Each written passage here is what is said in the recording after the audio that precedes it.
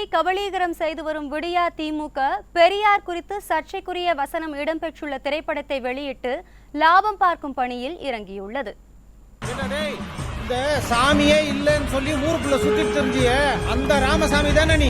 நான் அந்த ராமசாமி இல்ல. நடிகர் சந்தானத்தின் வடக்குப்பட்டி ராமசாமி படத்தில் இடம்பெற்றுள்ள வசனத்தை ரீல் செய்து வெளியிட்ட காட்சிகள் தான் இது. சந்தான நடிப்புல உருவாகியுள்ள வடக்குப்பட்டி ராமசாமி படத்தின் ட்ரெய்லர் சமீபத்தில் வெளியாகி வைரலாச்சு. வரும் பிப்ரவரி 2ஆம் தேதி இந்த படம் ரிலீஸ் ஆக போகுது. இந்த நிலையில தான் நடிகர் சந்தானத்தை திமுக ஊபிஸ் பலரும் சமூக வலைதளங்கள்ல கடுமையா விமர்சனம் பண்ணிட்டு வர்றாங்க. அந்த சர்ச்சைக்குரிய வசனம் மூலமா ஈவேரா பெரியார கொச்சைப்படுத்தப்பட்டு விட்டார்னு திமுக ஊபிஸ் சொல்றாங்க. திமுக ஊபிஸ் எதிர்ப்பு தெரிவிச்சதுனால அந்த ரீல்ஸை நடிகர் சந்தானம் டெலீட் பண்ணிட்டாரு.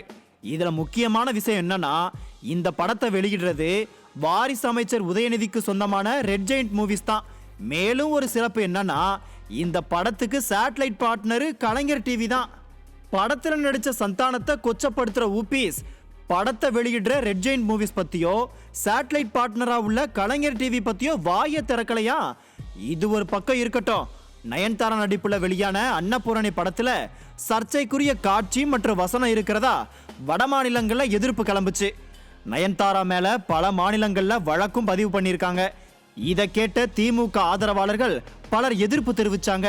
சென்சார் போர்டு வாங்கின படத்தை எப்படி தடை பண்ண சொல்ல முடியும்னு கொந்தளிச்சாங்க. இதே மாதிரி சென்சார் போர்டு சர்டிஃபைட் பண்ண ட்ரெய்லரை திமுக ஊபிஸ் எப்படி விமர்சிக்க முடியும்னு சந்தானத்துக்கு ஆதரவா ஒருத்தரும் கேள்வி எழுப்பல.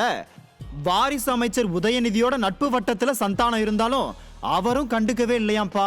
நயன்தாராவுக்கு ஒரு பிரச்சனைனா டெல்லி வரைக்கும் போற உதயநிதி சந்தானத்தை கண்டுக்கலன்னு கிசுகிசுக்கப்படுது. ஆக மொத்தம் திரைத்துறையை மொத்தமா கபலீகரம் செய்து வரும் திமுக பணத்துக்காக பெரியார கூட விமர்சனம் பண்ணுவாங்க. இதுதான் நிதர்சனம்.